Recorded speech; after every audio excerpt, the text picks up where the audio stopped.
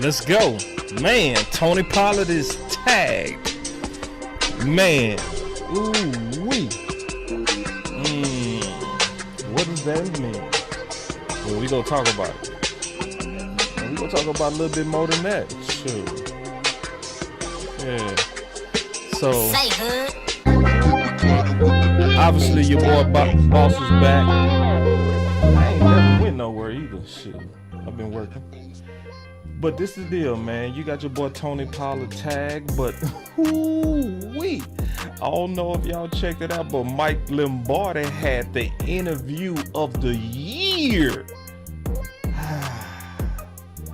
And I'm almost certain that a lot of people not seeing it. And I'm seeing a massive debate over what's crazy is I'm seeing this, well, I guess it's not crazy. It's a debate that's looming. It's this energy as if we messed up by getting rid of Kellen Moore. And it's this energy that's out there that's making no sense. It's another set of energy that's out there that's like Mike McCarthy is a dumbass. It's like we settle it. So we gonna just talk about it today, man, through the lens of Michael Lombardi, and we gonna talk about the Tony Pollard Tag, man. Y'all sit back. We gonna be right back.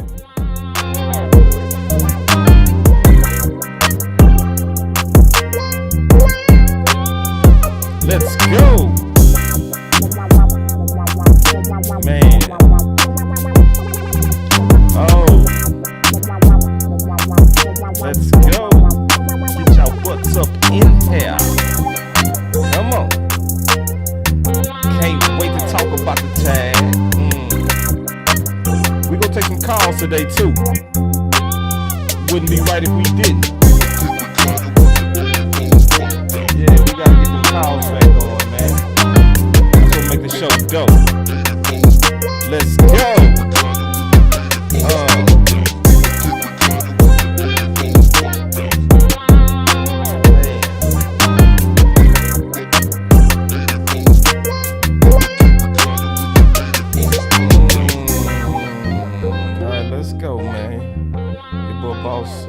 We'll bring y'all the sauce as we always do.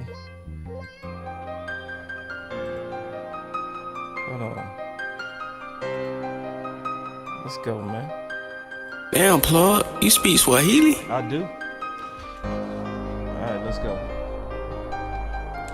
So everybody's seeing this. If you've been checking your Twitter and stuff like that, your boy Tony Pollard got the official tag. So what does that mean? Well, one of the most important things it means is that they have good, obviously, optimism in Tony Pollard. Because to tag a running back is risky. Let's just be real. To tag any running back is risky.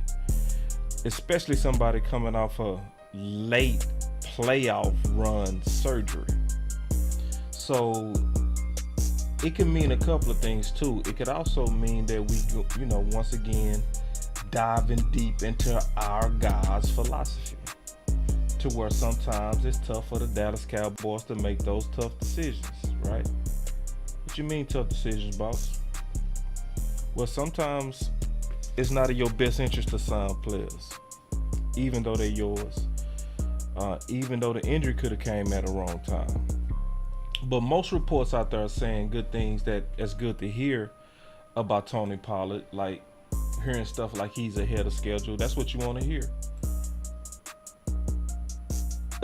Yeah, we're going to say, damn, boss, you speaking Swahili? Yeah, I'm speaking Swahili, bro. I speak it all. What's up, Amp, OG? Real quick, we got the boy Amp in the house. Let me get my pitch out the way.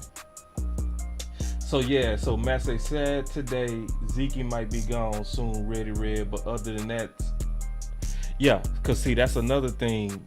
Good comment, Matt. That it also let's just be honest. When you see the signing of Tony Pollard, that also means that it's likely at this point at this point, that means that it's likely that they not gonna want to do Zeke unless he is super dirt friendly and or unless already, my boy said you from Oak Cliff, you already bilingual. Already, bro, you already know. Yeah, we speak multiple languages over here in Oak Cliff. So, but unless my boy Pollard gets a deal as well. Damn, plug. So when you see us actually activate the tag, which is very expensive to a cap, it's super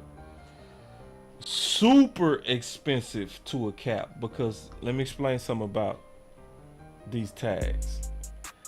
The tag comes out of the current cap dollar for dollar.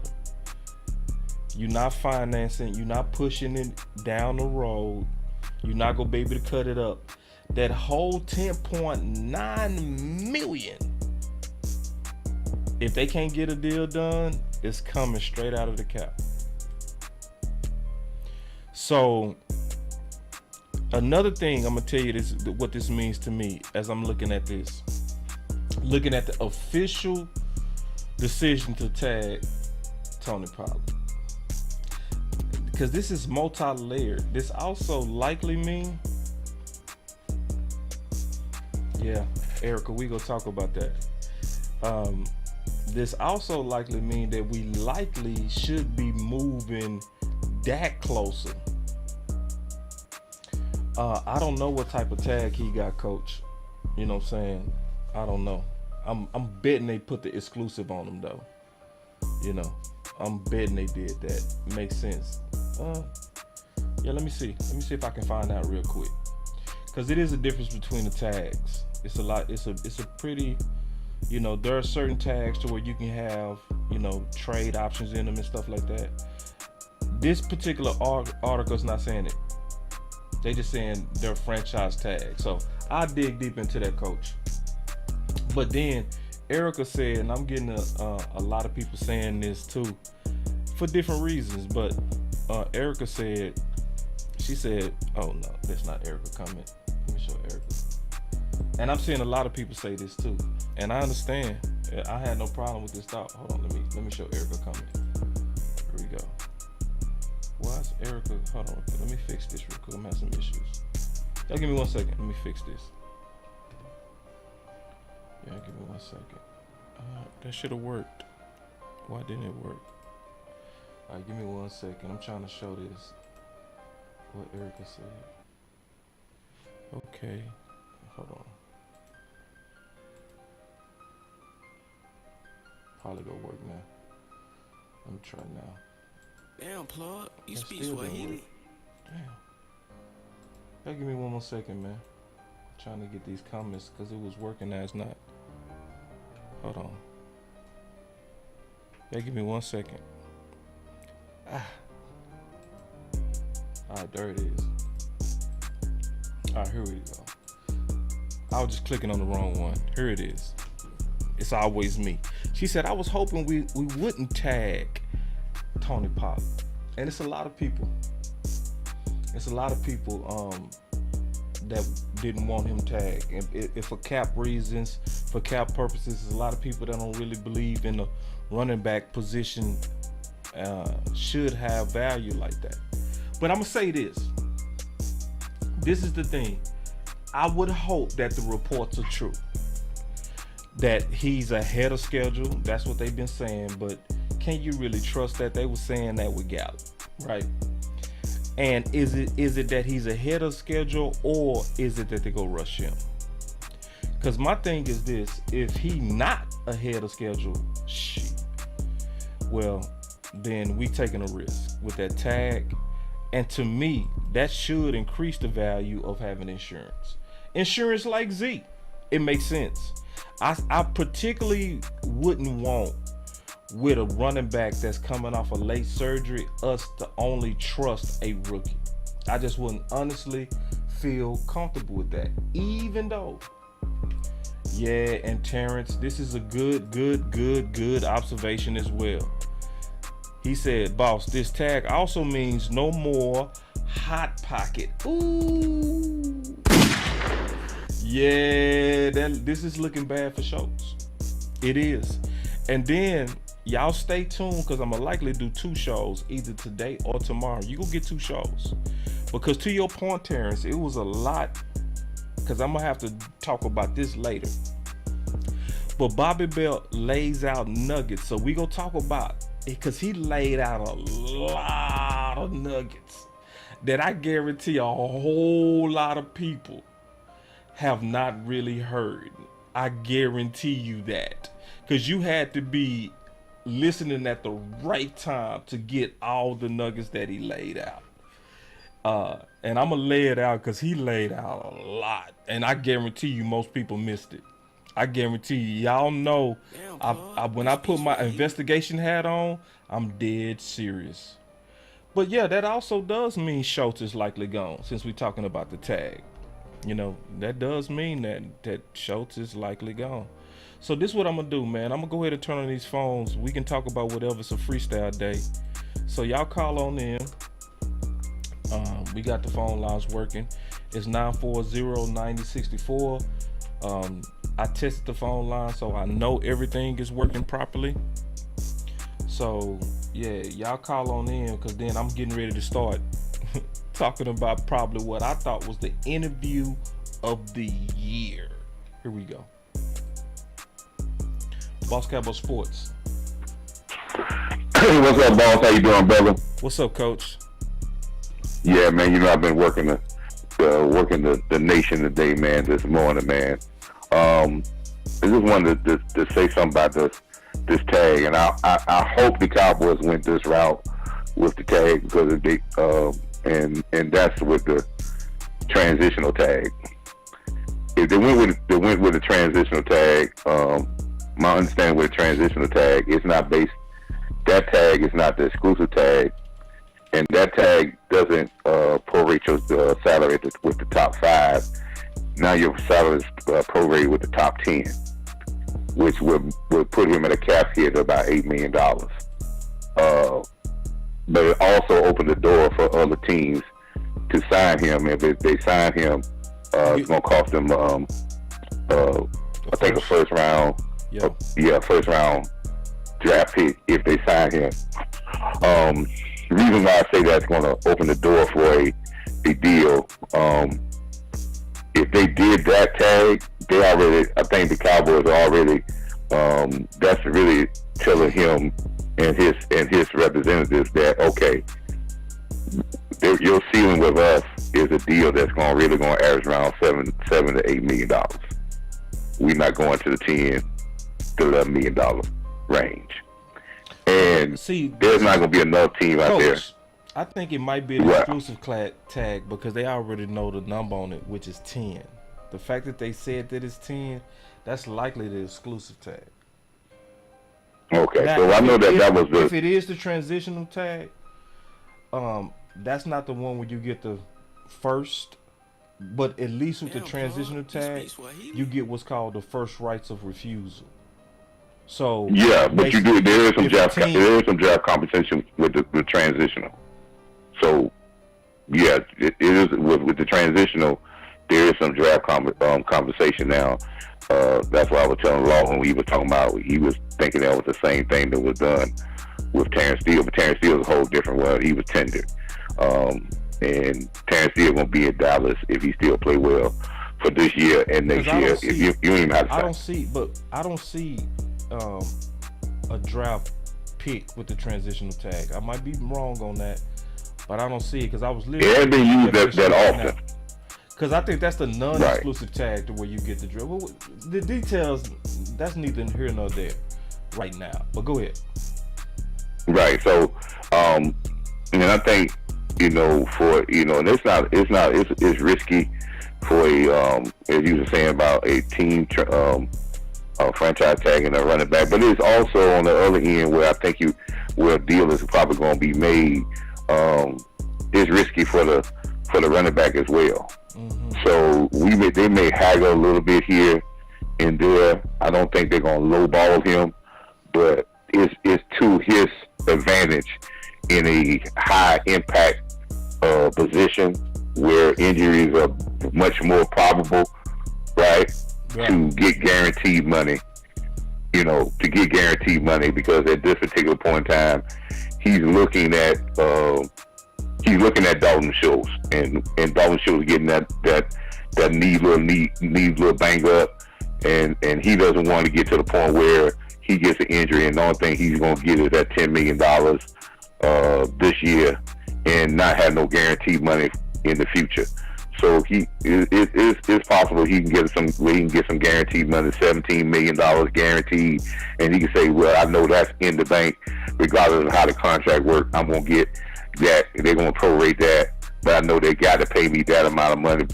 I ain't care about what the length of the contract, what the big number says, but guaranteed money is very important to him at this particular point in time in his career, to have that in the bank.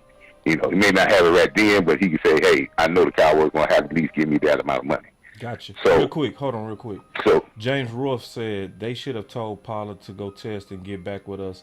That's basically what they did. That's basically what this is, this particular tag. So let me show y'all the definition. So basically, if you go look at an NFL transition tag, what is it and how it works? It said the transition tag allows players to retain any impending unrestricted free agents for the upcoming season. Applying the transition tag allows the team the first right of refusal. So that's basically what that is. So basically what they're saying is, if a team makes an offer to him, he can't just take it and be like, well, I'm sorry, they gave me a good deal, Dallas. That he has to give Dallas a chance to match it, which is basically what you're saying, James. Send him out there to the market where he's going to be able to at least still get market offers. The good thing about that is this: at least whatever the market offers him, if Dallas matches it, it's going to show him that Dallas did business with him in good faith. They didn't lowball him. They let the market decide. You know what I'm saying? Go ahead, Coach. Right, and that's gonna put it. And what that does is, I think we remember what Emmitt Smith said about when he was a free agent, and he said nobody gave him a contract. He was a true free agent. Yeah. And he said he called the Miami Dolphins, and they said, yeah, we want to sign you, but if we put an offer out there and give you an offer, and we kind of know that the team gonna go ahead and match it, and you're gonna go back to them. Now that puts us on Front Street and saying how much we gonna pay for a running back, and that kills our negotiation with any other player that we want to negotiate, because they already say you already offered this guy this amount of money. Why you gonna offer me less?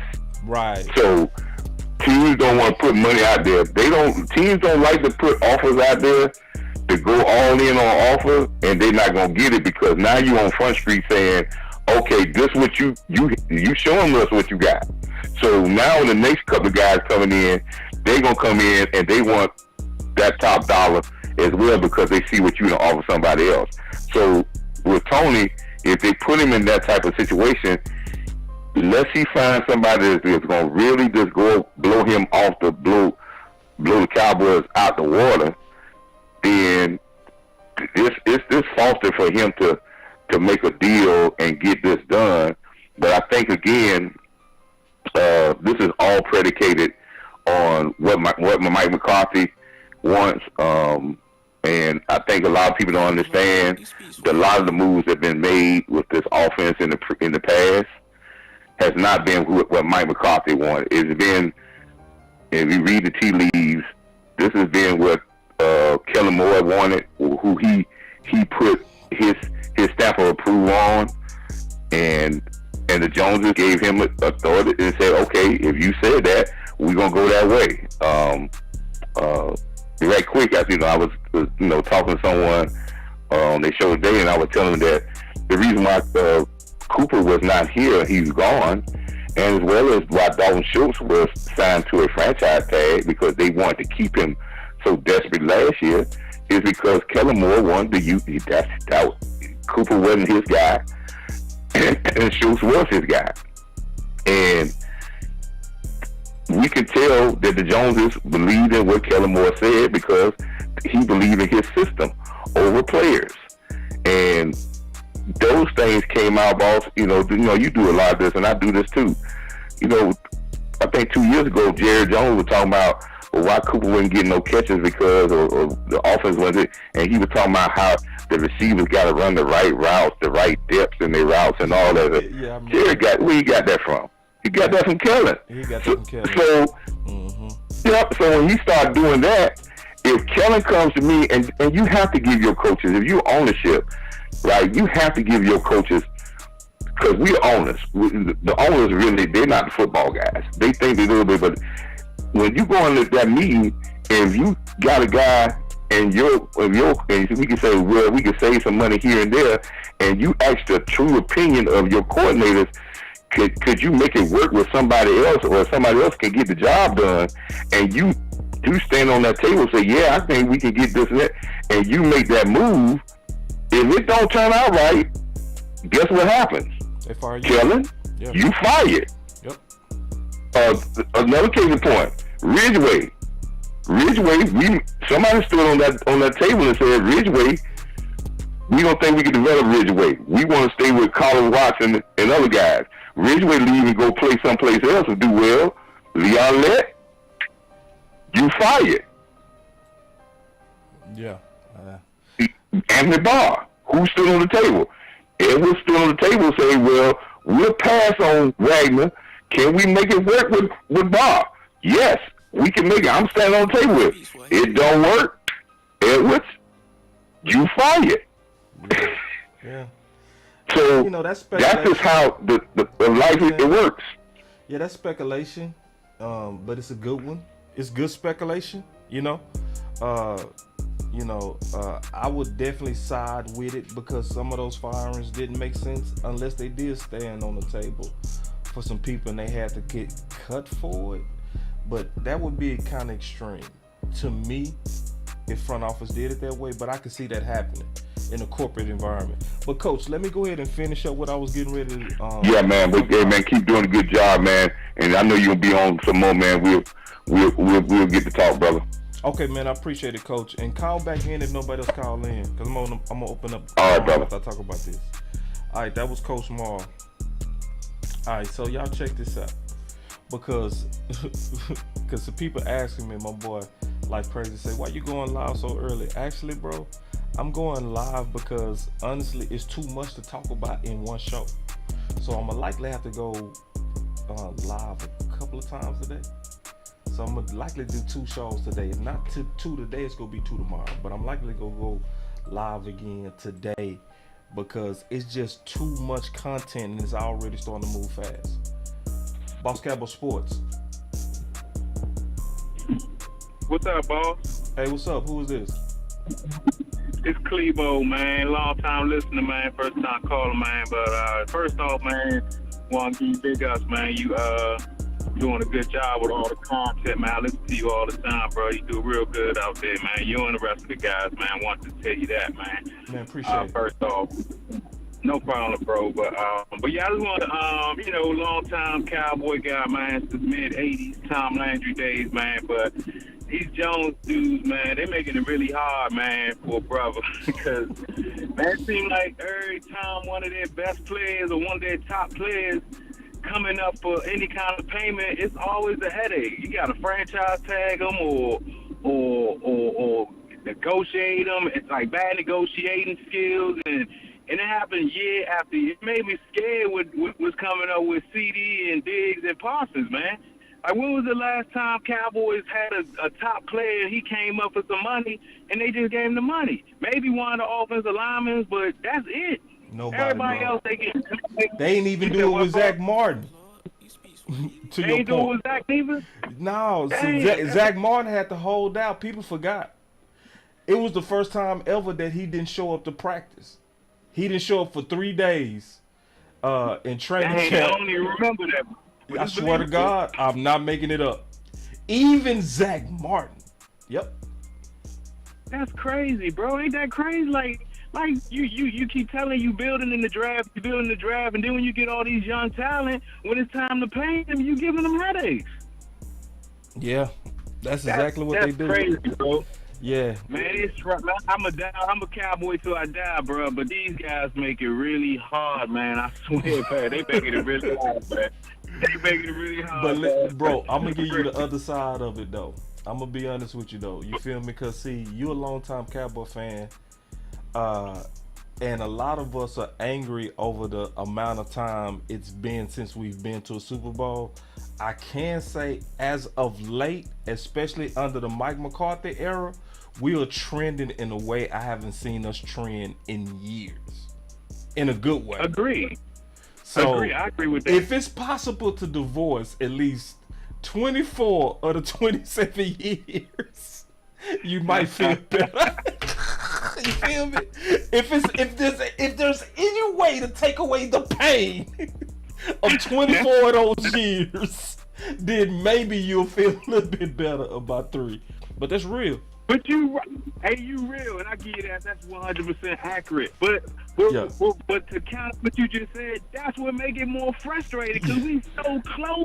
Ooh, facts. Facts. We got Super Bowl teams in the last 2-3 years. We got teams that can win it, but we don't want to put that extra dollar in to bring in that change maker, man. We go 12-5 last year. You get rid of your number 1 receiver, your number 4 receiver, and you don't replace him with nobody. You ask Noah Brown, your number 5 receiver, to now become your number 2 receiver. Another one. That's crazy. You thinking Kellen Moore offense can really do that? That's crazy. That's what's really frustrating because I feel like we so close to your point. We are trending in the right way, but it's just like they won't take that extra oomph to get us over that hump, and it's like, damn, are we about to waste all this young talent? Like, are we really about to waste all this young talent? And my last point, bro, I know you got other callers, man. My last point, I got to go to the Dak, man. All these Cowboy fans talking about Dak, man. Come on, bro. Dak went 38-11 last year. He coming into the new season, you took away his best weapon. You took away, like I said earlier, Cedric Wilson. You didn't replace neither one of these dudes. Then he has a thumb injury. The first game of the year, he had to have surgery, and he's playing in this crazy option route scheme offense. Like, come on, bro. Like, people gotta be patient with Dak, bro. They making it seem like Dak has known to be throwing interceptions. This is the first year Dak has ever thrown interceptions like this. People got, and I understand it's frustration. We want to win. Like you're saying, I think that 25, 27 years is kind of like clouding a lot of people's minds. So anything, you know what I'm saying? Any little thing, man, it's just gonna be blown out of proportion, man. Like, bro, we in a bad relationship, bro. That's what it is. You know how it is when you're in a bad relationship, and then the first sign you see of the old crap you used to see, you go crazy. Hey, you go crazy. But, bro, let me tell you something. I was feeling good until you kept talking. I'm back mad. You done made me mad, dog. God damn. I was doing good until you start talking. You start giving that real reality. Oh, you see this guy?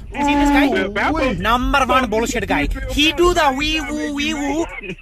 No, you didn't tell no lies. At first I was trying to be optimistic, but then you kept talking. I was like, another one. Another man, point. It's crazy, man. It's frustrating, though, man. It's frustrating. That's what makes it so frustrating. Because we not right, because we close. You right, because that's what's frustrating. Because, bro, to your point, bro, we didn't have. See, like, what kind of organization hires a Super Bowl winning coach but say we go with the new guy? Exactly. That's crazy. With a good team, with a real good team. With a good team. That's crazy, man. Like, these dudes, the Cowboys ownership, man. Look, I'm a business owner, man. So I know sometimes business decisions is tough to make. Man, these dudes cannot separate business from personal, man. Look how long it took them to get rid of Garrett, and look how long it took them to deal with Kellen Moore, man. It's crazy, bro. They cannot make business and personal. They mix it up too much, man. They like their guys too much, man. They got to know. You bring a coach in here who's won a Super Bowl. He knows the blueprint to get to the Super Bowl, but then you tell him, oh, you're going to have to work with this offensive coordinator who's young and fresh, and we trying to build him up. Like, come on, bro. That's just dumb to me, man. But nah, you right. You ain't told no lies. You ain't told no lies. You know, it's you know, I do see some things that's better though, and I'm just being honest too. This ain't even no Kool-Aid drinking and sipping. I think because I didn't think they was gonna get rid of Kellen, bro. Because right. Because like we all, well not all, but those of us who knew about the option routes, knew about all of that, we was already like, bro, we was thinking, let me tell you what you was thinking and what I was thinking. We was both thinking we was getting ready to see Jason Garrett all over again. Where most of us knew he should have been fired, but we all thought they was gonna stay loyal to him and get rid of the wrong person, which would have been Mike McCarthy. You know what I'm saying? Yeah, but they didn't. I agree with that. Which to a degree, let's just be honest, that shows growth in them. Definite. And I heard you say it before, and I agree with you 100% when I first heard you say it. It shows growth in them, and it shows that they really are loyal, and they really do want to see what McCarthy could do. Because they could have easily chose Kellen, you know what I mean? So I heard you say that before, and I definitely agree with that. It does. It's easy to stay mad, dog. Let's be honest. It's easy to stay mad, ain't it, bro? When your lady mess up, bro. Boy. Yeah, man. Ooh, it just feels so good to stay mad. But then when she say, baby, I'm sorry. You're like, you said that too quick. I want to check you. Exactly. You didn't give me no chance to go off on you, girl. Right? That's what's going on with us. But bro, let me go back to this because I got this fire interview that I gotta break down, bro, because it's the best interview of the whole year. But man, I enjoyed the call, bro. You make sure you call back in again, bro, for real. I will, man. Clebo from DC. That'll help you remember. Clebo from DC. But I'll definitely call back. Appreciate you, boss. I got you, Clebo, man, from DC. DMV, stand up. Let's get it, dog. All right, man. That was Clebo. Clebo did his thing on that call. All right, let me get back to this content. That was a good call. That was a good call, though, man. That's why, man, I love them phones, man. The phones the dopest. Because I swear, y'all the best. Don't call right now because I'm getting ready to start some content. But I'm going to take a pause. But I was listening to this interview today. Oh, my God. This is the interview of the year to me. So, y'all check it out. First of all, I'm a big fan of Michael Lombardi. If y'all don't know who Michael Lombardi is, a former GM, Super Bowl winning, worked with Bill Belichick, pretty famous media guy, got a real successful podcast. But some people speak a language that kind of registers to you. He's one of those guys. He's one of those guys that if you want to really grow, in my opinion, in football knowledge and concepts, he is a good follow and probably the best follow. I would say, personally, for me, he's top 3 people to listen to. Real talk. Somebody that talk a lot of common sense football.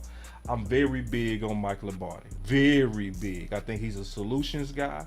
I think he definitely understands culture. He definitely understands processes, and he talks just like Coach Marv, like just really understand the game from a system standpoint and a big picture standpoint. Coach Marv, yeah, you did say Hyatt was not a 4-3 guy. Yep. Yeah, you did say it, it was a lot. That clock exposed a lot of people, Coach. We gonna talk about that too. So yeah, it's a lot of content. We didn't even talk about the combine, and we got to talk about that too. So that's why I'm gonna be doing a lot of content. I'm gonna do 2 shows today. I promise y'all that. Y'all gonna give me twice. But let me get into this real quick. Going back into Michael Lombardi, man, it's one of my favorites. All right. So just listen to him as he just kind of break down Kellen Moore. Listen. GM, nicknamed Jason Garrett the Clapper, nicknamed Kellen Moore the He literally nicknamed Kellen Moore the Clapper. So when you hear the Clapper, that originated from this dude. joystick. Brian brought us this guy joining us here. He called Kellen Moore the human joystick. All right, listen, just listen, because I'm going to break this down. This is the best interview to me all year. All year. This is also, after you listen to this interview, if you're not excited about what's getting ready to happen with Mike McCarthy, boy. All right, my boy said, He said, I'm at work. I'll catch the second show. Yeah, and catch this one on the rewind too, Kevin, just when you get off. Yeah, but both shows going to be dope, man, because we get ready to get into this. Is the interview of the year. Listen to my boy, Mike, as he break down Kellen Moore and Mike McCarthy. Listen. Charles Barkley said Utah was boring, and Michael Lombardi went out to a vacation there. You said you were jealous. Well, I mean, I assume Michael went out. Hold on real quick. Which is a snow where I would love to go to Utah, but I haven't been. Heard it's fantastic. Michael, you didn't follow Charles Barkley's advice on boring Utah for All-Star break? All right, so this stuff is nothing. I'm going to fast forward this, okay? Ridiculous interpretation by most of the national media. All right, here we go. Went there to give a speech. I don't ski, snowboard. I don't do anything outside that's cold. I'd rather stay inside and read a book and drink. So that's kind of what I did. Michael, why should Cowboy fans not freak out over what Mike McCarthy had to say? Why did you love it? To me, it was the most ridiculous interpretation by most of the national media. I mean, one guy went on there and, analytically said that this is, he does to know that. People don't understand flow of the game, how to manage the game. What Mike said was probably the best thing that's come out of Dallas in a long, long time. Oh, see? And I've been saying the same thing. I don't think a lot of people get what he just said. Like, the fact that we got somebody that's getting ready to be the play caller who knows how to manage games. How many times have you heard Coach Marv say that?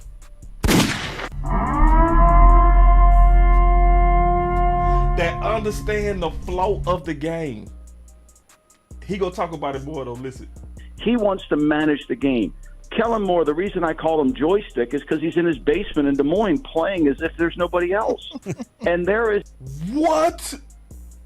See, how many times have I said on this show that Kellen Moore called plays like he a single man? And he have no concept about taking care of a family.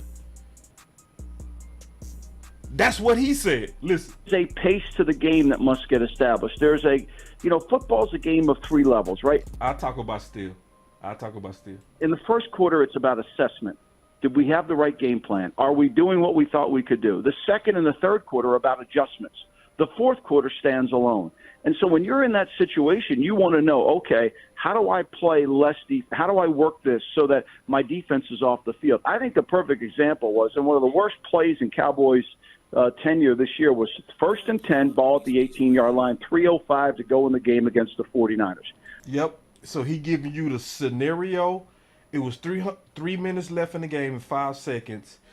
We was on the, I think he said 20-yard line. But he was saying in this scenario, he go break down how a good OC would have knew with the scenario what type of plays to call. Listen. You go on that field, and if you understand that you have to manage the game correctly, you know that you can't punt the ball back to San Francisco. You can't. So he said in that scenario, it would have been bad to punt it, give it back to San Fran. It would have been real bad. So he like just as much or just as important as getting a good play was also being conscious of the clock at that time and what plays will be better for your clock. Hold on real quick. On the Super Chat, he said, can you do a live on the bullcrap JJ said about Dak? Yeah, that's this evening. I already got all of that. Yeah, we gonna talk about that. We gonna definitely talk about that where he was talking about the pie and all that. Yeah, I got all that. We gonna talk about that. But check this out.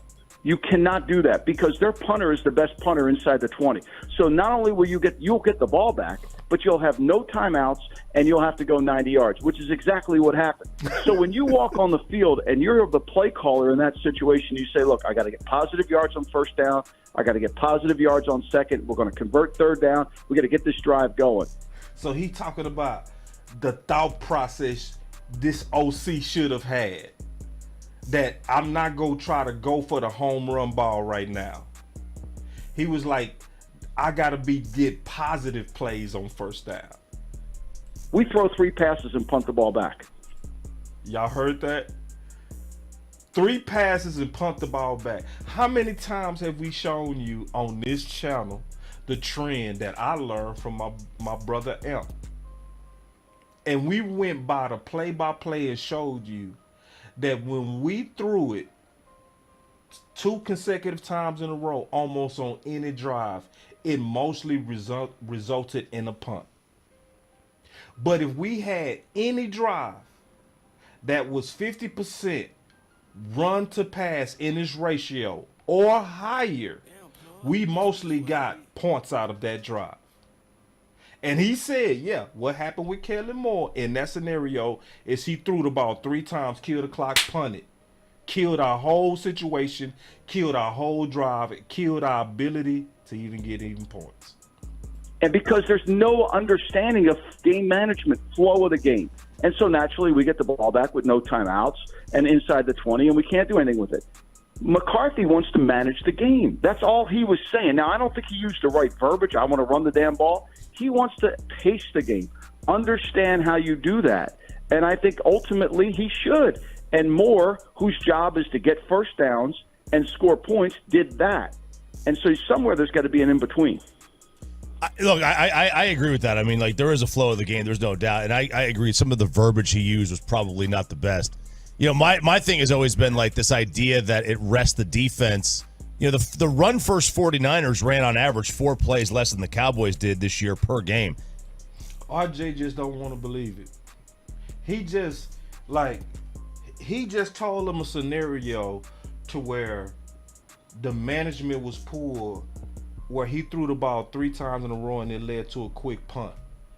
RJ, I don't know why, cannot understand that if we would have ran the ball right there, it would have gave our defense more rest. I don't know what's up with these analytical people, where they get so analytical to where they can't even see and use common sense. He's so caught up in us having a small difference in plays than San Fran that he missing the big picture of what Mike is saying. Listen. Nobody's getting extra rest on 4 plays, right? No, but it's pace of the game, right? Mm-hmm. So we have to understand the best way to play defense in the NFL today, because of the way they've set up the rules, is what? Play less defense. Yeah. Right? I mean, so if you play 32 minutes of defense a week, you're playing a lot more defense. If you play 28, you're playing less.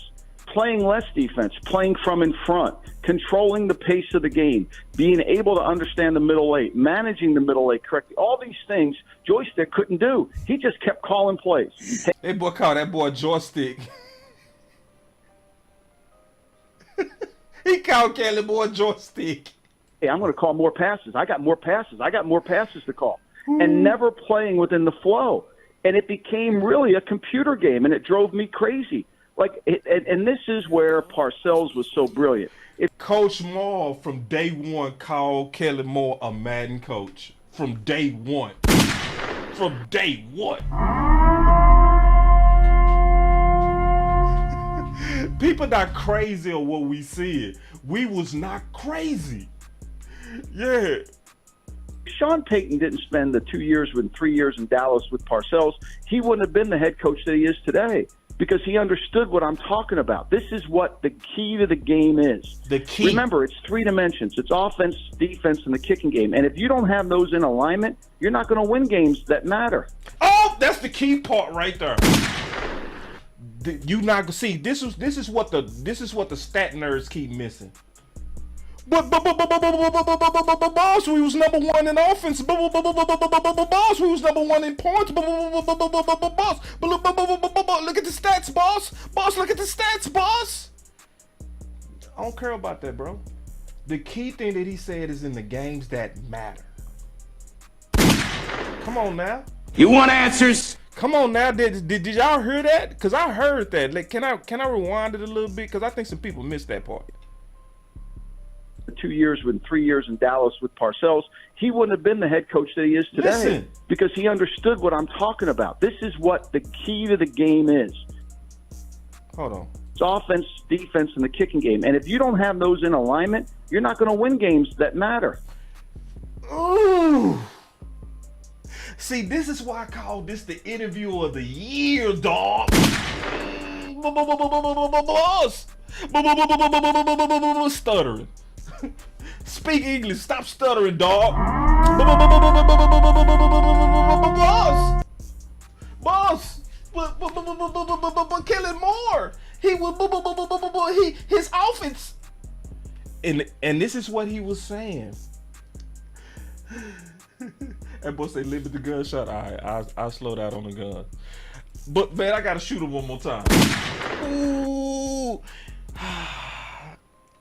Yeah, man, I appreciate that, man. That $10, bro. Yeah, cause see, listen, y'all, this is the time.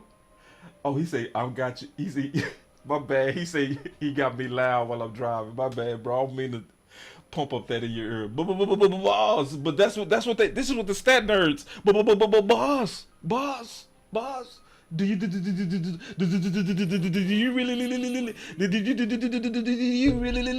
feel like it's the right decision to get rid of Kellen Moore? Yes, because it's about the games that matter. And he was talking about what a lot of people miss. He was talking about special teams, being married to your offense, being married to your defense. Now, I'm the one that said on this show, keeping it real, I say Kellen Moore called plays like a single man. We basically saying the same thing. I've never met Michael Lombardi in his life. In my life, I have never, ever met him, and we saying the exact same things. I haven't met him one day in my whole life. And I came out of that Green Bay game so mad because Kellen Moore was obviously calling plays with no type of concern of what his fast-paced, high-tempo offense was doing to that defense. But listen, game, and it drove me crazy. And this is where Parcells was so brilliant. If Sean Payton didn't spend the 2 years and 3 years in Dallas with Parcells, he wouldn't have been the head coach that he is today, because he understood what I'm talking about. This is what the key to the game is. Remember, it's three dimensions. It's offense, defense, and the kicking game. And if you don't have those in alignment, you're not going to win games that matter. Do you think any of this is an indictment on Dak Prescott?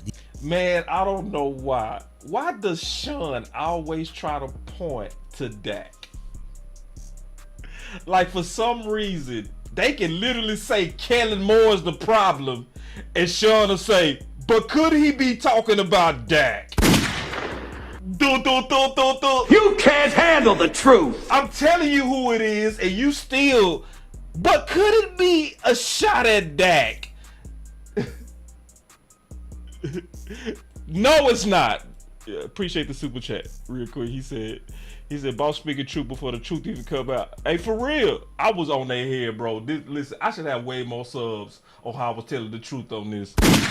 For real. Because a lot of people wasn't saying what we was saying on this channel, bro. A lot of people was scared to talk about the number one offense. See, because you know what? A lot of people, they afraid to stand alone. They are. So you got to have some nuts. You got to be able to put your nuts out and say, yes, this is who I am. This is what I represent. This is me. You know what I'm saying?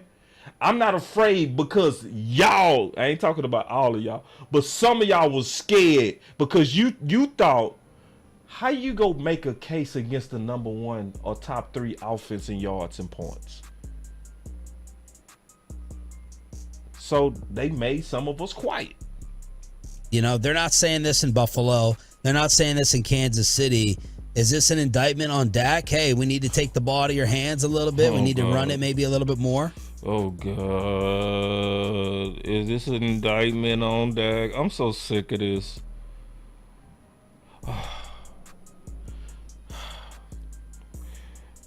Cooper Rush was winning games with this formula. But everything gotta be because we paid you. We gotta get you to throw it around. Why can't it be about what works and what wins? I didn't take that. I took that this is about pace of the game and game management. Look, we know this. You know, every quarterback has to be managed. It's not a sin to say that, right? They all have to be managed. They all have to do what they do best. Right. And you're going to have to run. Sense. I mean, you don't want Dak Prescott throwing it more than 35 times. Now, you might have to do that in some games. But no quarterback's good at doing that. No quarterback, especially with your get. Oh, they'll skip that part. They got quiet now. See, when he said that, no quarterback. See, they don't want to hear that. That is bad for any quarterback to throw it that much. See, when you start talking like that, nobody want to hear it. Everybody want to make Dak the bad guy every time. It just, without fail, even when it's not Dak, they go still try to put it on Dak. Have to be managed. They all have to do what they do best. And you're going to have to run. I mean, you don't want Dak Prescott throwing it more than 35 times. Now, you might have to do that in some games, but no quarterback's good at doing that. I mean, especially when you're getting hit, the protection breaks down. I mean, let's go back to the 49er game. The 2-minute warning comes, okay? Here's another perfect example of pace of the game. The 2-minute warning, we've got them stopped. Pollard just got hurt, okay? Now, what do we want to accomplish here? We want to score points, but we also don't want to give San Francisco a chance to get the drive to start to come back and score points at the end of the half. So what do? We throw a pass on first down, naturally, because that's what we do. See, they want to hear that. What do? We throw a pass on first down because that's what we do. See, he going off on Kelly. They don't want to hear that. They want to support the stat nerd. What do we want to accomplish here? We want to score points, but we also don't want to give San Francisco a chance to get the drive to start to come back and score points at the end of the half. So what do? We throw a pass on first down, naturally, because that's what we do. We're in the basement. We're in Des Moines. We're calling pass plays. We're playing Madden. Oh! Wait. That boy say we in the basement. Ooh.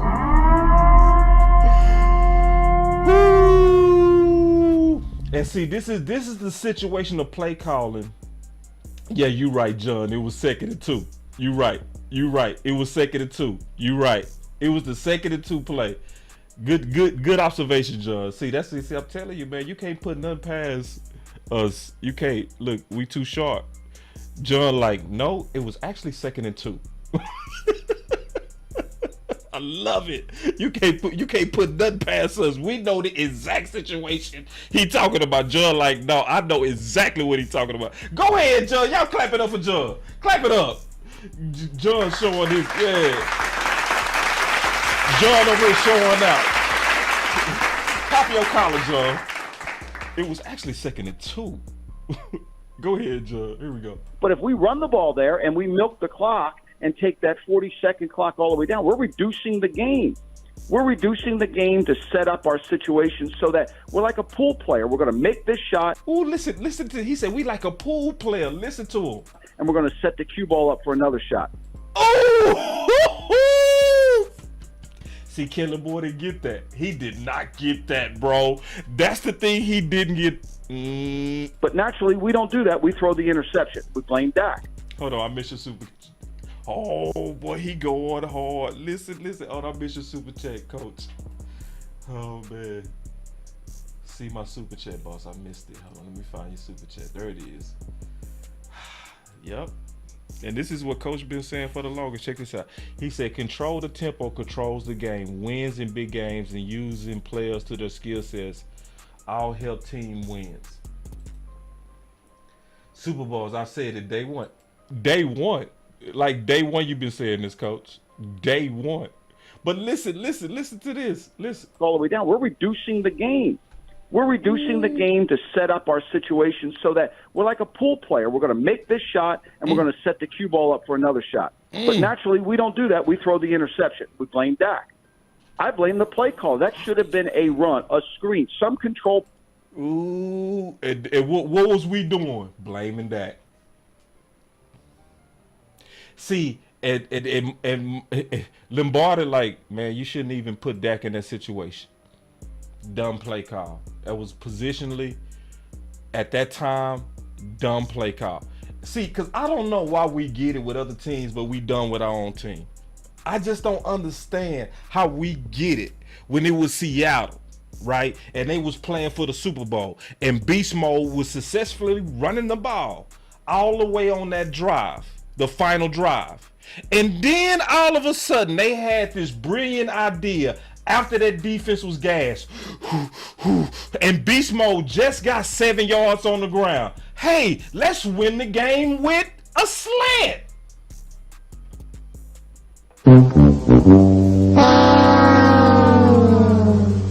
See, And then all of a sudden, when Russell Wilson was intercepted, everybody said, why did you run that play? Why did you pass right there? And a slant? It was 2nd and 3, and that defense was gassed, and you was on their 1 yard line, and your running back was hot. Why did you run it? I mean, pass, and then you threw a. See, you get it though. You get it though. You get it when it's other teams. You stupid when it's your quarterback.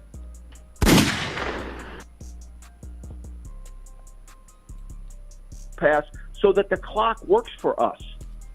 Do you understand what I'm saying? The clock needs to work for us. Yes. Do you agree overall? Ooh, see, ain't nobody talking about that clock. See, you see. This is what the stat nerds don't talk. You know what you never hear the stat nerds talk about? The clock. They never talked about the clock. They always talking about. Man, don't get me started. Do you understand what I'm saying? The clock needs to work for us. Yes. Do you agree overall that shortening a game, just overall, gives the lesser team more of a chance? No, I don't. I'm not talking about shortening the game.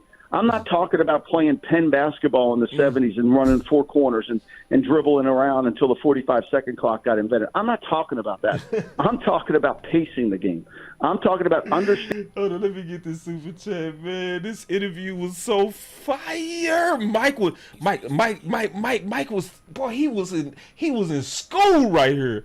He said, some don't understand if you push the pawns to move the queen, you can checkmate with bishops, rooks. Ooh.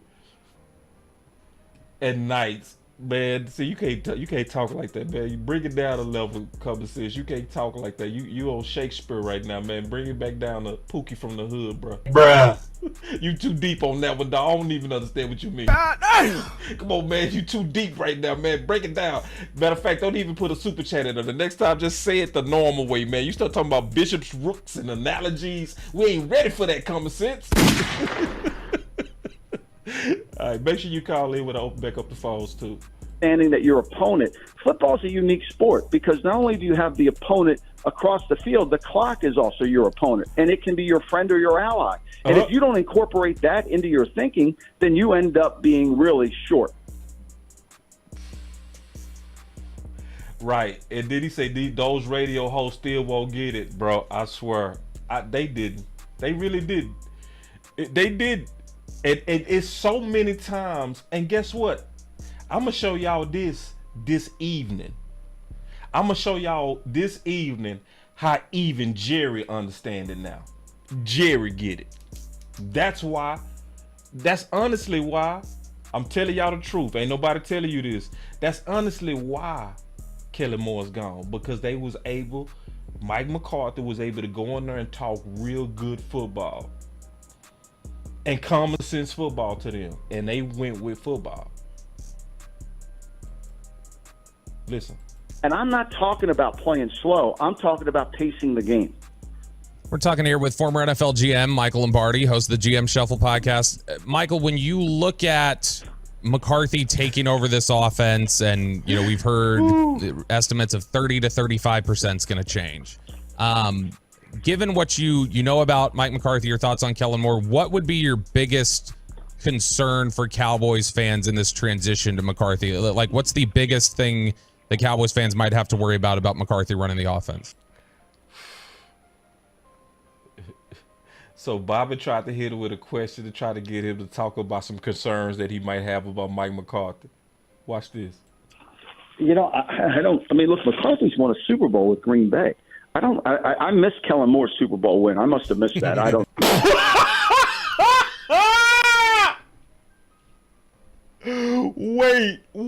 Wait. Ooh. Hey, man, turn the radio down, because I'm finna hit this button real quick, this gunshot.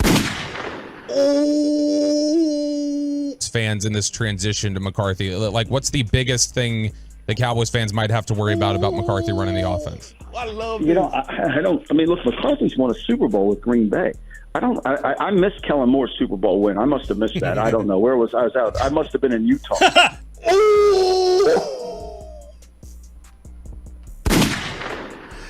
The common sense. See, that's my whole point. Why do they cover for Kellen and treat Mike like he a bum? I've never understood that. I've never understood why do people have all this optimism in somebody who showed you that they poo-poo in big moments. And he like, hold on. You coming to me about what should the fans should be concerned about Mike McCarthy? Hold on. Who got the Super Bowl? I mean, like, I miss this, right? Like, you guys talk like you're talking about replacing Sid Gilman or Clark Shaughnessy. I mean, what he's going to do is taste the game. He's going to run more of what he wants to run. Right. I never understood why he went to Dallas to not call plays. He won a Super Bowl calling plays. You can see that. Don't let that go over your head. Don't let that go over your head. He said, I never understood why you even took the job over there to not call plays. Oh, see, because we know why.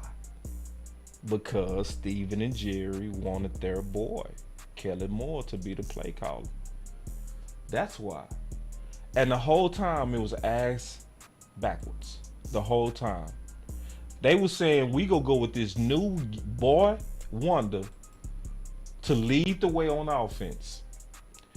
And Lombardi like why you do that when this the guy that actually won a Super Bowl, been to the playoffs a whole bunch of times, have one of the best track records with not just Aaron Rodgers, with all the quarterbacks that he's coached. Done coached multiple Hall of Famers. We talking about Mike McCarthy. We ain't talking about no damn Kellen Moore. We talking about Mike McCarthy. But some way they done made us think that this man is dumb. Some kind of way they made us think that we gonna be taking a step back because we actually going with a guy who been in a whole bunch of wars, who been in war after war after war after war after war after war. He know every head coach by name, and he likely know them personally. But we want to go with the new booty coach. Let me keep going, boy. This interview was fire. I loved every second of it. That boy told them boys, hold on, when did Kellen Moore win a Super Bowl? Thank you. I was waiting on somebody to talk with some common sense, and I met him. His name is Michael Lombardi. Thank you. Where you been? No, he been around. He always been saying this too. That's why I say he one of the best follows. He one of the few people that really speak with a whole bunch of common sense. A whole bunch. I'm gonna say this. It's very few times I've listened to him and not agreed. Very few times. I'm trying to see, I think I might have disagreed with him one time. Say he's not a great play caller. Well, he won a Super Bowl doing it. So he's going to manage the game. The head coach has to have a connection to the quarterback. He's got to be able to demonstrate the game through the quarterback. I think it as a downfall. I see them. They have to be physically offense. I mean, they're going to re-sign Pollard. You know that. I've been screaming. He was right, because that ended up happening. He said that this morning, and they tagged Pollard today. For 3 years, Zeke Elliott, everybody complained about Lenahan. Zeke Elliott was averaging 10 yards a catch when Lenahan was there. When the joystick got in town, he's down to 5. Ooh, Coach Marv, come here. If you walked up, Coach Marv, come back to your TV. Coach Marv, come back to your TV. Because ain't many people been saying that. Ain't that many people been saying that. How throwing to them running backs went way down under, he called them joystick. Ooh, listen. To the quarterback. He's got to be able to demonstrate the game through the quarterback. I think it's going to be critical. I don't see it as a downfall. I see them, they have to be physically offense. I mean, they're going to re-sign Pollard. You know that. I've been screaming for 3 years. Zeke Elliott, everybody complained about Lenahan. Zeke Elliott was averaging 10 yards a catch when Lenahan was there. When the joystick got in town, he's down to 5.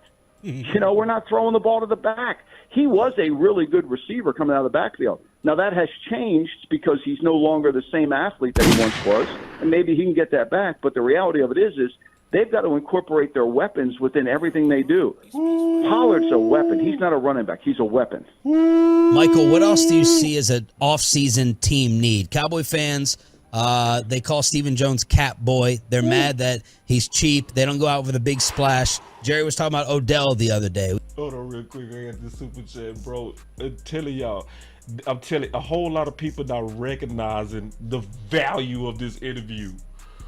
Whoo, yeah, Q Dog. Yes, he called Kellen Moore the joystick, the human joystick. He did, yes, and it's true. It's true. That's the funniest thing about it, is that it's true. And I heard even Q say that. Q Dog said the same thing. Man, and check this out. He said, only thing I didn't like what he said is even him saying Bobby Wagner ain't good because he got, yeah, I heard that too. I didn't agree with that. See, yeah. See, that don't mean we co-sign everything he says. You know what I mean? I never do that. I always double check everybody's work. But at the same time, mostly I do agree with him. He goes hard. And I guarantee you this though. If you asked him to compare Bobby Wagner to LVE, he wouldn't get it wrong. He wouldn't. But when he trying to compare Bobby Wagner, to just his value at 33, yeah, hold on real quick. We got us another super chat from Coach Marv. Let me get this super chat real quick. Coach Marv, you got to go watch this interview, man. This interview was fire. He said McCarthy knew this with Kellen and Anna Jones. When your head in the line mouth, you have to ease your head out. Ooh, well said. Now it's out. Let's go. See, that's what I'm seeing, Coach. See, this is why I'm excited about 2023. I'm so excited about this coming up here, Coach. Because you right. Coach McCarthy was 12-5, 2 years in a row with a coach that was actually in the way. So you mean to tell me we not gonna be better in big games with him gone? What crack are you smoking? All the common sense in the world tells you just with getting rid of Kellen, we getting ready to be better. And it might not be in more points and stuff that don't matter. It's gonna be we don't do dumb stuff that we've done under Kellen. A bunch of dumb stuff is going to cease and desist. Let me keep going. We got Jalen Ramsey trade rumors. We got another crack maybe at Bobby Wagner. Who's a big name fit that you would let? Hold on real quick. And if any. I mean, Bobby Wagner all the time. What are they going to do at right tackle? Where are they going to be inside? I think that's the key. Look, does anybody know if Odell can still play? We talk like Odell's still the Odell that made the catch against the Cowboys in Giant Stadium. I mean, I haven't seen him play. He's coming off of a second ACL. How good do you think he's going to be? You're a GM who gets to pick between these two for the next 3 years, same money. Dak or Hurts? Y'all don't want to hear this. Well, look, it's a little different. You know, Hurts runs an offense that very few people can run. He's running a college offense. He's running. Oh, they don't want to hear this. It's a whole lot of Cowboy Philly fans that's Hurts is better. Hurts, Sean said all the time, Hurts is better. That boy said he running a college offense. See, it's the funniest things. This is what I say, the same thing that Lombardi says. I just say it different. I said that basically Hurts is running a Wildcat. But he gonna say it, listen. Six-back offense. And, you know, we have not seen Hurts throw the ball. He did in the Super Bowl. We haven't seen him throw the ball to the level that Dak has thrown it. You know, what we've seen him do is run with it. And in this six-back offense, it's hard to handle. See, he calling it a six-back offense. So let me. Yeah, my boy Tyler say, I've been saying that. I know. See, this is why this channel ain't for everybody, man. See, this channel's for football people. This ain't for the just general masses. You got to be somebody that really love the game, study the game. Because that's why so many people say it in the chat. We all been saying that. It's true. Because the people on this channel know football. On the cool, the people that really rock with this channel, they football people. So you'll come over here at first, you won't like this channel. But then if you're a football person, it don't matter if you're a woman, it don't matter if you're a man. What's up, landlord? We got landlord in the bed. Yeah, my boy landlord said, I've been saying it all year too. All the football people been saying the same thing. We all been saying the same thing, bro. Real talk. Real talk. Now, this is the thing. He said 6-back. What he talking about is 6 weapons. Because every offense never counts their quarterback as a weapon. So he's saying 6-backs because he's saying that basically Jalen Hurts in their offense is an additional weapon. What's not 100% true, Montana? Just break that down for me. But see, yeah, so he's saying in that offense, it's an extra weapon. So he's saying people not factoring in the way that they using Hurts is they using him like he's an extra weapon. Versus Dak, they not doing that. It's an offense that's geared to Hurts. Now, hold on. Compliment football that Mike McCarthy wants to have might not increase our points, but it will lower the point. Come on, clap it up. Clap it up. Clap it up. See. This is, I swear, we got the smartest fans in the. I swear. He said it would, but lower the points scored on our defense.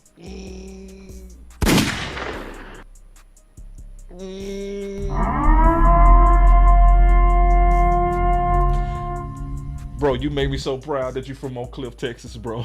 Wee.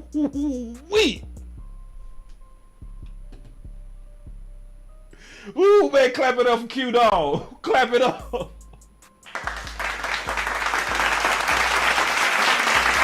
Oh, man. James, you're right. I definitely see this happening too, sir. My boy James say, time of possession will increase. I see that. Yeah. I see us definitely increasing our time of possession. Definitely. Let me keep going though. Let me see what boy Montana said. Fans who watch the show are football guys. Oh, okay. You think some people don't watch this show? They not football guys? We got some. Oh yeah, we do be having some lurkers. You right, Montana. We be having a lot of people that's watching, but they really not watching. They just hating. I'm with you, Montana. Montana like, nah, everybody ain't no football guy. I'm with you on that, big dog. But check it out. I ain't finished because this is great interview. Great. But I don't know how long the 6-back offense can go, assuming he can stay healthy. I think that's got to be a real concern.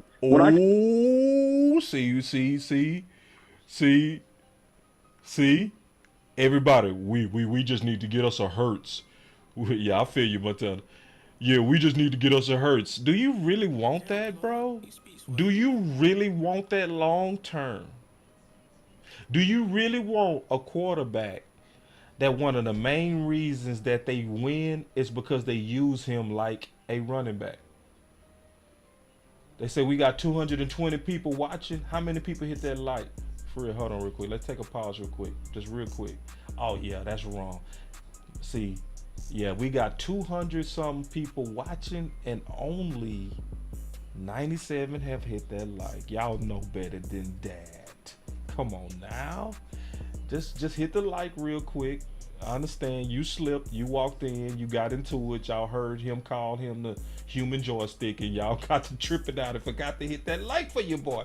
Hit that like so we can get the ratios up and get this sent to more people. That's how it works. The more y'all like it, the more YouTube is gonna recommend me to more Cowboy fans and the OC. That's how it works.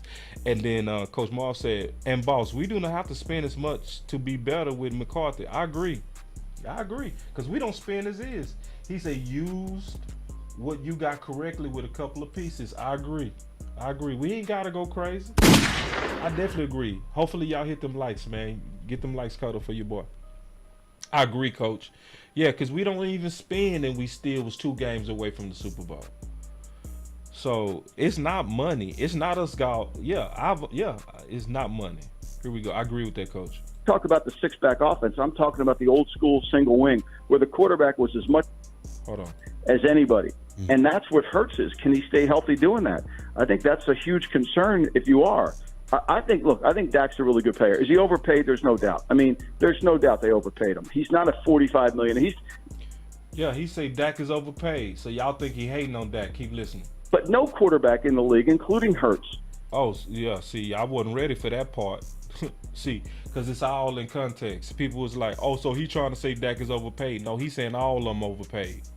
Can carry a team. Hurts has really good yards after the catch receivers. A.J. Brown, that's one of the keys they did. So when you marry the scheme, you marry the players to the quarterback The quarterback looks really good. When you don't, he doesn't. To my point. See, this is why I'm telling y'all, next year, if you're a betting person, put your money on Dak. Because he said the right thing at the end that a lot of people miss. If you put the quarterback in the right scheme, it's going to be successful. If you put him in the wrong scheme, it's going to hurt. It's that simple. When you put Dak with a bunch of option routes, right, with a number one who was learning to be a number one, right, the primary target was sometimes in the wrong position.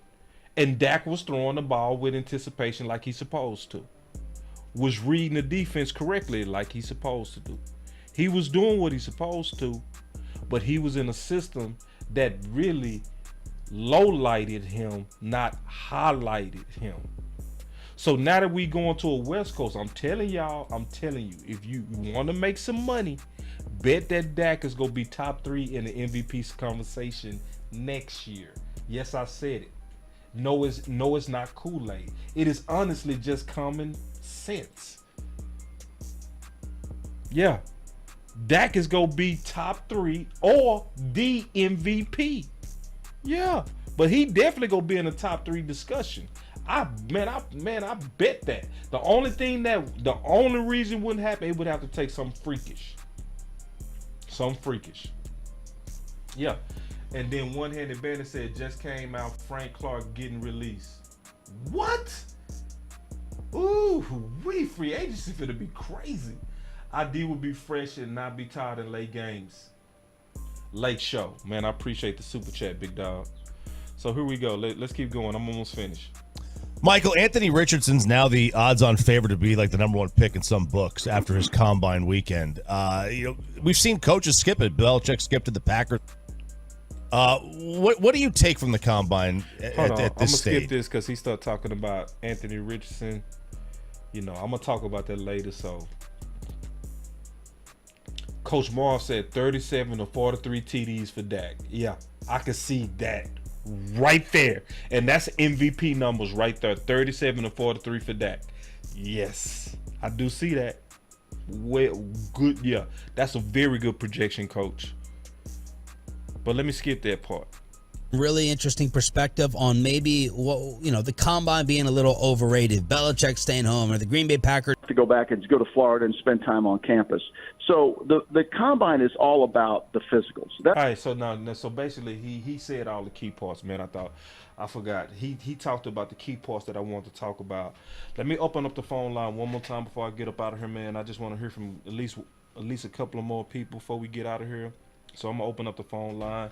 But I really love that interview because see what you hearing from most of the mainstream media and local media, you hearing how it's a mistake and they trying to blame Dak and they basically still covering for Kellen Moore.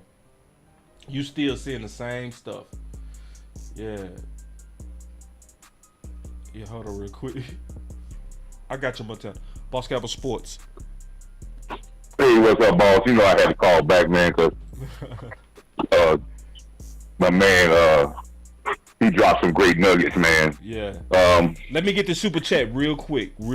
He said, I'm sick of Pat Mahomes' BS buddy was average as F in college.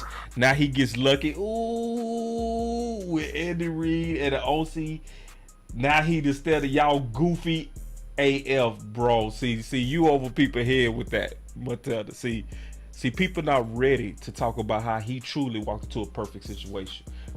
Great super chat. He walked into an offense that was already top 5. Even with Alex Smith, he was able to sit a whole year and learn. Perfect. He had the fastest receiver and the best tight end for years. And he clearly got the best OC. Go ahead, Coach. It is one more super chat. No, hold on. One more super chat. We got another. These Dak haters going to be changing narratives. Yeah, they are. Go ahead, Coach. They gonna be changing. Yeah. Well, that's what. Speaking of Patrick Mahomes, and then he got an offensive coordinator and a head coach that formulated an offense, not with his ego of saying what I want to do. The coordinator and the head coach didn't say what they wanted to do. They said what offense fits Patrick Mahomes best, and let's do that to make him get the best out of his potential. And now, don't get me wrong. We're not saying he's sorry, but what we saying is he did. See, what he fell into is what people say Dak fell into. Dak didn't fall into what he fell into. He fell into true perfection. Go ahead, Coach.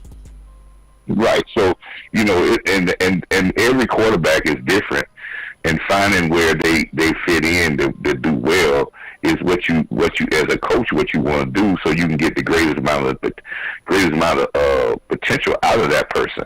You couldn't put Troy Aikman in and ask him to do the things that Dan Marino does, even though both of them are Hall of Famers, but he would not fit in well in doing what Dan Marino do because that's not his game. So what his game was, we put him in an offense that made him a 3-time Super Bowl champion. Not saying he was a bad player, but like in the interview that we married his skill set with the offense, and when we married those together, they come out to be is something great. I just did a super chat with you. I said, this said 37 to 43 touchdowns. Yep. And remind you, those 37 to 43 touchdowns, people are going to come on less pass attempts because this means just think about they talk about Philadelphia. Philadelphia was a run-first team. The two teams that played in the NFC Championship game were run-first teams, but when they did throw the ball they didn't throw the ball to get button hooks or throw the ball 40 times just to get little yards. When they did throw it, they got yacked and went to get touchdowns, which made them look like they was just throwing the ball around the yard, but they were only throwing the ball about 23, 24 times and throwing 4 or 5 touchdowns.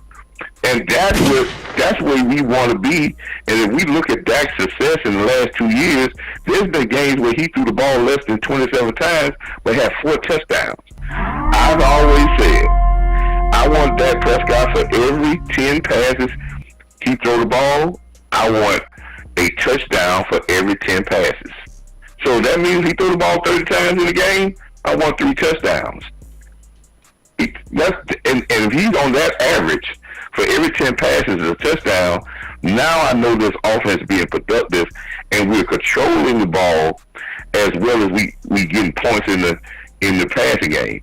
You control the game with the running game, but you get points in the passing game. That's been the philosophy of football since the beginning of time, and this perception that this is such a passing league, you got to do all that. But the good teams that win do that exact same formula. You may have 28, 27, 25 teams out there to do all this throwing the ball around, but when it comes down to it, the teams that have that philosophy, they win Super Bowls. Right. And when he said, and I got one other point, he said, when he asked that question to him, talking about, well, they're not saying that in Buffalo, they're not saying that in these other places about take the ball out of their hands. Well, isn't it interesting that Buffalo, in their paper, they're talking about trading for Derrick Henry? So why? Why are they talking about trading for Derrick Henry? What reason why would they start talking about just because they know they need to take the ball out of their quarterbacks and they need to get more balance so he can be a better quarterback. Kansas City ran the ball 20. They ran the ball 27 times in the Super Bowl. Patrick Mahomes only threw 26 attempts. The last Super Bowl they lost, Patrick Mahomes had 49 attempts to score 0 touchdowns. Yeah. And he scored 35 points into it. So Andy Reid had to even understand that he was a pass guy, but what Andy Reid did, he went and got Eric Bieniemy because Eric Bieniemy was a pass guy, but he gave him a semblance of a run game so he can improve his offense so he would not be one-dimensional and they get the ultimate out their offense. Yep. This is what Mike McCarthy is going to do, and we don't have to spend as much. I keep trying to tell Cowboy fans, we talking about we need to get these weapons. We need to weapon up. We need to go get this guy. Get this guy. If you ever try to overrun your coaches with talent and try to get, you will end up chasing the carrot and you will keep spending and spending and still come up short. But if you can get some people that you can get some quality talent, but they can get the best out of all your talent, you will spend less and win more. Right. I appreciate it, Coach. I appreciate you, boss. Later. Later. And this is the funny thing about what Coach just said. This is the funniest thing. He said they're not talking about that in Buffalo. They not talk. Guess what? They not talking about that here. He made that up. Ain't nobody saying that we gotta throw it less with Dak to win. Nobody said that. Mike McCarthy. Nobody said that. They said that. Boss Cowboy Sports. Hey, boss. It's your boy Q-Dog, man. How you doing, sir? What's up, Q? Let's get it, big dog. What's on your mind? All right, so I got to push back on Coach Moore just a little bit. Okay. If Coach Moore had the mentality, I'd whoop his butt in football. Because if I have more talent than Coach Moore, my team gonna win. So I hear what Coach Moore is saying, but I want my quarterback to have the most talent possible. If Coach Moore want to take some Joes, fine. I'll take some stars and let's go. So I'm going to tell you right now. So let me tell you something. Back when you played back in the 90s, you played for Carter. Yep. And me and your freshman year, oh my God, y'all had so much talent. And we had a lot of talent. Yeah. And so you wasn't going to beat Carter with no Joes. No. You can be best thing. You don't want to beat him with no Joes now. So I hear what Coach Moore is saying, but I'm always going to take more talent if I'm a good coach. So, I mean, maybe that's not what he was saying, but that's what he said. Well, but you know what? Listen, man, I'm about to set y'all up for a debate because I know the people will want to see that. You know what I mean? Two coaches, because both of these dudes I'm talking to, this is Coach Q and that's Coach Moore. You know what I mean? And I'm with you on that. If that's what he was saying, I'm not sure if that's what he was saying, but if that's what he said. I don't think that's what he was saying, but that's kind of what he said. Yeah, that's kind of what he said. So, because I'm also like you, I'm in the favor of more talent. More weapons, more all of it. Just whatever's the best that my quarterback can have, I want him to have it. Maybe not use it, but I want him to have it. You know what I'm saying? So, I'm with you on that. I'm with you. And then I was calling about Mahomes. All right. People have to remember, back in 2021, Mahomes had the same issue Dak had.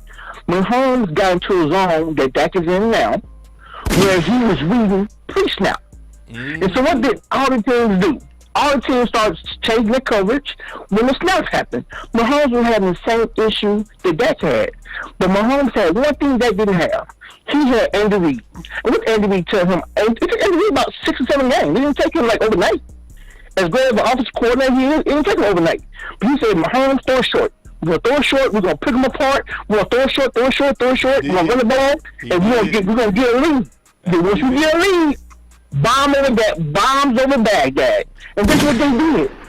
And so then, coming into this year, because Andy Reid is West Coast. So once because he ran the West Coast, they have to change. Now, they got better, I love Hill, but they got better wide receivers to run the West Coast. That's what he did.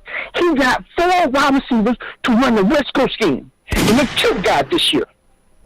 I'm telling you right now. If they do the same for that, because you can get lesser wide receivers with good talent to run the West Coast. You really can. But in Kellen's system, that's why it was kind of weird because they ran best on best. Well, if you run best on best, how you going to get rid of your best on the Amari Cooper? That doesn't fit Kellen Moore's system. Nope. So I understand he's talking he can save money, but dude, it perplexes me. But what I'm saying to you is, I'm glad McCarthy is the coach. Yeah. And I'm glad that he's running the West Coast because it's going to help Dak with all that. Man, good call, man. Appreciate that, Coach. We're gonna have to set up a fight between Coach Q and Coach Moore. I think that would be a wonderful fight. Y'all let me know if we need to set that up.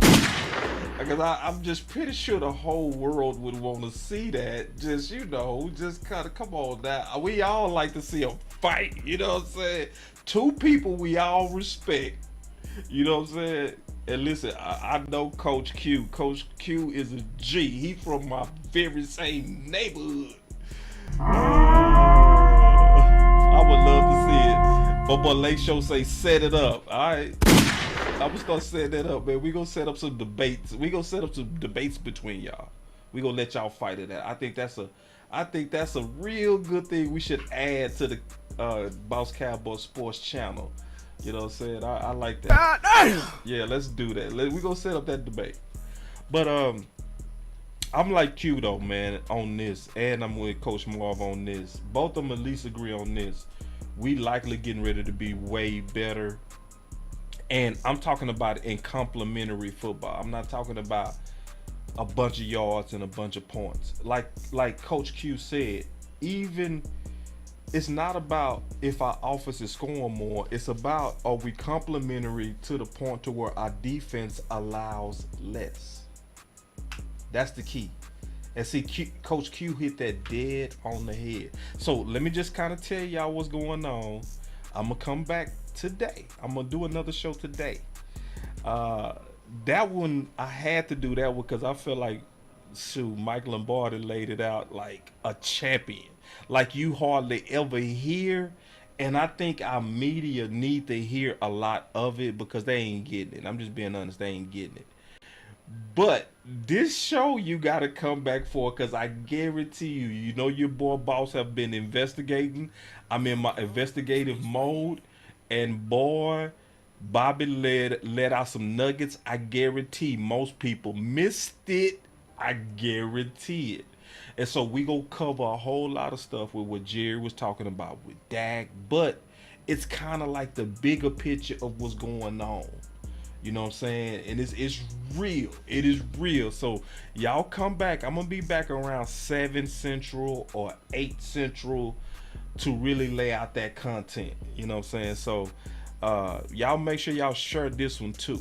All right. So hi, Mike Lombardi super co-signed Mike McCarthy. Michael Lombardi super co-signed Mike McCarthy. And then obviously we dealt with the Tony Pollard tag in the very beginning of the show.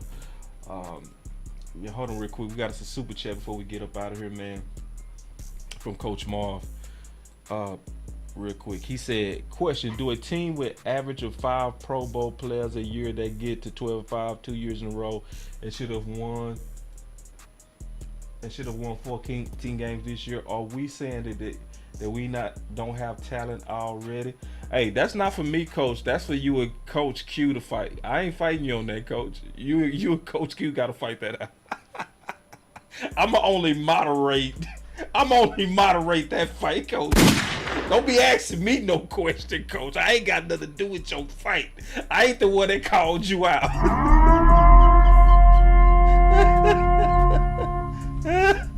I ain't the one, Coach, that got it. Wasn't me, Coach. It was Coach Q. And I do agree with Coach though.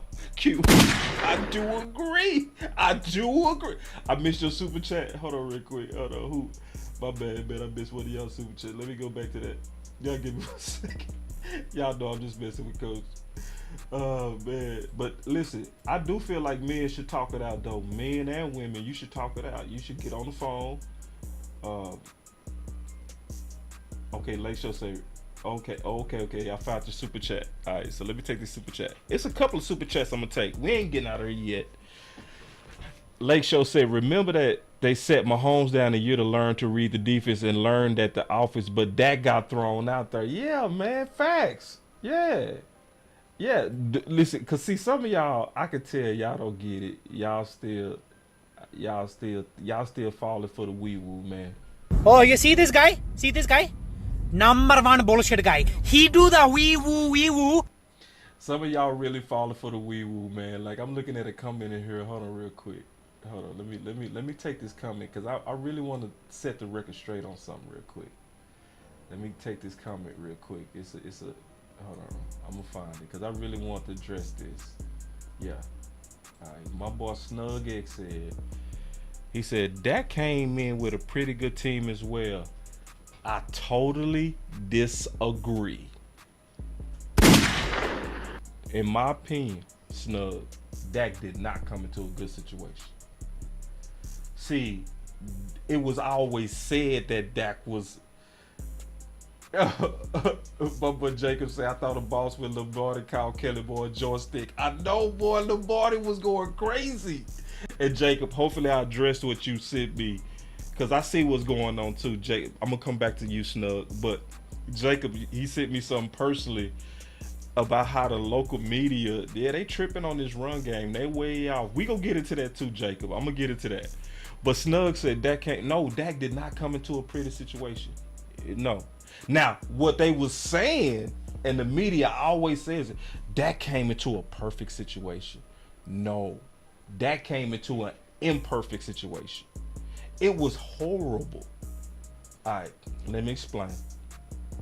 So first of all, that same team that's perfect, that was so-called perfect, that same team was 4-12 with 3 other veteran quarterbacks. That same team. Matt Castle, who won 10 games with New England, played for that same team, was womp.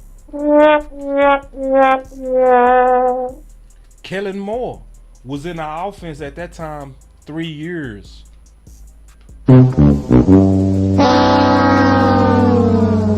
Whedon, yeah, former first rounder in that offense.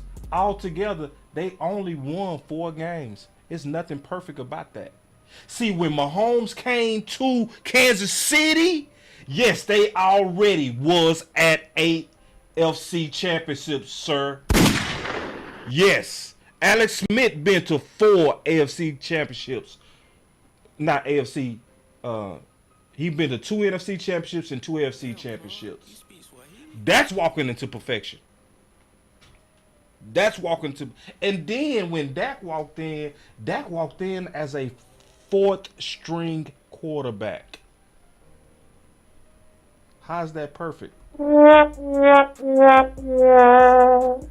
So what's perfect about not having no offseason with all the weapons you getting ready to throw to? What's perfect about that? That's not good. Were you the 4th string quarterback and thrown out there? That's not good. That's not perfect. Oh, he has super weapons. Oh, did he? Did he have super weapons? Dak had super weapons even though Dez was coming off ankle surgery. Dak had super weapons on the 2016 team even though Witten was 90 years old. And then Dez missed 3 games at the very beginning of the year. Oh, hell no! And guess what the weapons was for Dak? Bryce Butler, Cole Beasley. Bryce Butler and Cole Beasley was who you had to win with. And a rookie in the running game. Let's also not forget that defense was hot ass garbage. You can't handle the truth. Hot. Guess what we was ranked in 2016 in pass rush? 31st. So guess what? The only good thing about that defense that year is they led the league. No, they didn't. That was 2014. I was getting ready to say they led the league in turnovers. They actually didn't. That defense was garbage. Garbage. Yeah. So the only thing that made us win so many games in a row, it was Dak. See, a lot of people gonna say it was Zeke. It was Zeke team. Go look up them touchdowns before you make that. Before you really stand on that. Before you stand on that, you might want to take a sit down and Google what Zeke did in touchdowns and what Dak did in touchdowns. I'm gonna just give you a clue. Dak was 3 times the total production of Zeke. That ain't perfect. But see, let Colin Cowherd say it. He gonna say, Oh, Dak walked into a perfect situation. No, what y'all doing is what you always do. When people do stuff exceptional, what you do is you try to make it seem like anybody could do it. And you oversimplify the value. Can we just really say what it was? Because, see, let's be honest and accurate right now. See, because it's real hypocritical to say Jalen Hurts was a runner-up for MVP this year, and then go look and go see that Dak had better production as a rookie. But then y'all say he was all right. He was... Nah, so I ain't falling for it. I don't never let nobody tell me Dak walked into a good situation. Hell no, he did not walk into no good situation. Matter of fact, when he walked into his situation, his own owner was trying to get a backup quarterback until he played. Do y'all remember that? So I'm the only one that remember that when Romo went down, we was trying to get Alex Smith. So I'm the only one that remember that. So basically, your front office drafted you and still said, we don't trust you. That's perfect. Oh, that's perfect. Oh, that's a perfect situation that you had to prove yourself in preseason with no reps with your weapons. Or they was getting ready to go get Alex Smith and immediately start him. But Dak was so perfect his preseason game 1 that they stopped shopping for Alex Smith. See, people forgot that. I ain't forget that. And I also didn't forget that even after he was almost perfect, and the only reason he wasn't perfect in his first debut game and his passer rating, it was because Swam dropped 2 balls. And he dropped easy rollouts, or Dak would have been perfect. And even after almost having a perfect first debut game, your quarterback, Dak, your owner came out that exact same game and said, well, let's not put him in the Hall of Fame just yet. Is that expressing confidence in your quarterback? That's perfect. No, that wasn't perfect. That's a lot of pressure that came down from the boss and the owner himself. Dak had to tune that out and continue to ball. Let's not even talk about the fact that Dak had to play with a franchise quarterback nipping at his heels. Yeah, Romo was a franchise quarterback. You can say whatever you want about him, but at minimum, he was a franchise quarterback nipping at his heels. Oh, so I guess when people say quarterback controversies are never good, that didn't apply to Dak? Oh, because I remember a quarterback controversy that actually broke down 2 Hall of Famers. Do y'all remember that? When Steve Young was rotating with Joe Montana? Do y'all remember that it made both of them dudes play bad? Because of the pressure of having a good quarterback nipping on your heels and indecisive coaches? So we literally got on record 2 of the best quarterbacks to ever played bad with a quarterback controversy. But Dak did it through the whole 2016 season. That was easy. Oh, that was easy? Nah, bro. Dak did not walk into no good situation. Dak walked into a bad situation. It's just your quarterback is just real good. And a lot of people ain't figured it out yet. Yeah, my boy say, Cole say, so we tagging injured running backs now? Yeah, that's what we doing. That's what we did. Yeah, that's what we did. Hey, and so, and I talked about all the stuff it could mean in the beginning. You know what I mean? Hopefully, Cole, my homie Cole, hopefully, Cole, this means that he's ahead of schedule and that he's going to be projected to really be an asset. That's hopefully what that means. But hey, man, your boy Boss finna get out of here, man. I'm going to be back later. If I don't do that show tonight, which I'm going to do the show tonight. I'm going to do the show tonight. But if for some reason I just say, no, I'm going to wait till tomorrow. No, I'm going to do it today. you go get this content for sure though within the next 2 days. But be ready to come back around 7 or 8 tonight, and we're gonna be talking about all the nuggets that was laid out, because it's a lot of nuggets, and y'all know this is the right place. When you come to Boss Cowboy Sports, it's hard to find people that do investigative stuff like me. I really do dig deep for the truth. I do, and that's a talent that I have. No knock on anybody else, but I know what I bring to the community.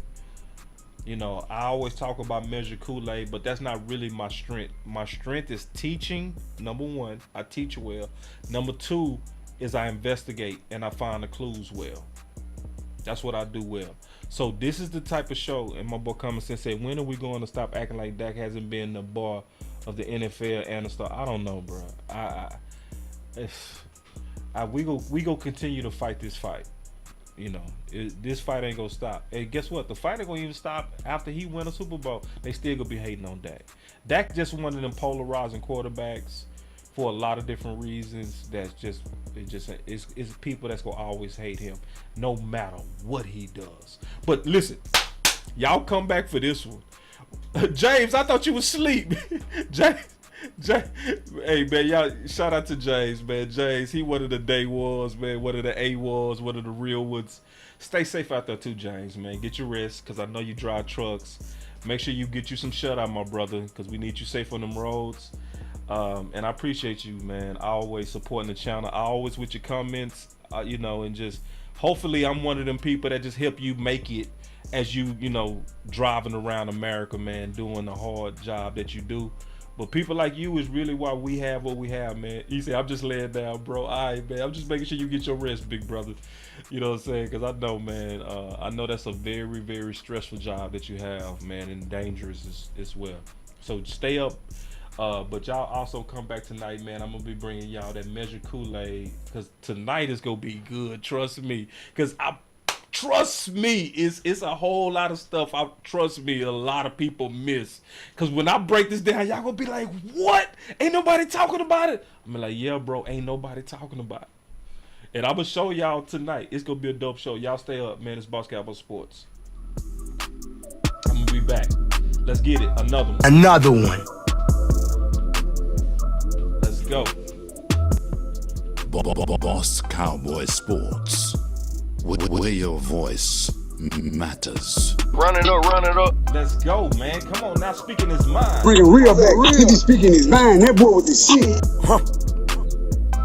Yeah, life. I ain't talking about Steel yet. I'm gonna talk about Steel. Or we can talk about it when you call in tonight.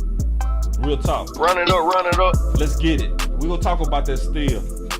That's still a big thing. Another one. Let's go. Run it up. Come on now. Let's get it. Boss Cowboy Sports. Sleeping on me now, cooking you nigga. Run it up.